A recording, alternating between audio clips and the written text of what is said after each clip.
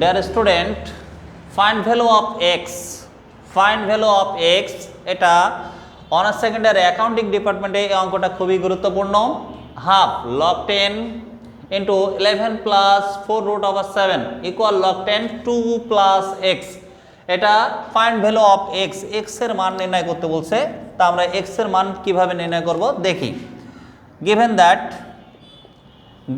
That বলে আমরা অঙ্কটা আগে জাস্ট তুলে নিলাম। 1/2 log 10 11 plus 4√7 equal log 10 2 plus x। অঙ্কটা জাস্ট তুলে নিলাম। এবার দেখা যাক log 10টা আমরা রেখে তুললাম।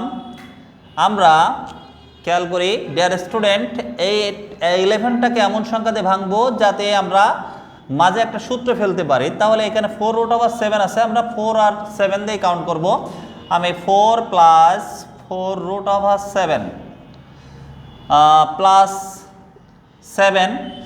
এবার এখানে কত ছিল, সামনে হাফ ছিল, সেটাকে আমরা পাওয়ারে নিয়ে যাই, পাওয়ার এত।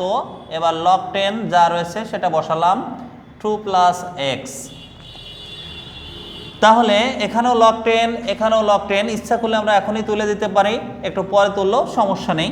আমরা লগ 10 এখানে তুললাম। এবার এইটাকে আমি a প্লাস বি হোল স্কোয়ারের সূত্রে ফেলবো। তাহলে 2 এর মাথায় যদি আমি স্কোয়ার করি তাহলে 2 দুগুণে 4 আবার ফেরত আসছে। a প্লাস বি হোল স্কোয়ারের সূত্র হচ্ছে 2ab। তাহলে 2a স্কোয়ার প্লাস 2, a বলতে আমি এই 2 প্লাস বি হয়, তা বিটার করার আগে আমি বির অংশটা বের করে আসি। √7, তারপরে স্কোয়ার দিলে রুট আর স্কোয়ার কেটে গেলে 7 থাকে। এবার পাওয়ারে হাফ রয়েছে, সেই হাফ। তাহলে a স্কোয়ার প্লাস সূত্রে 2, a বলতে এই আর বি বলতে √7। দেখি আমরা পূর্বেরটায় ফেরত যেতে পারি কিনা।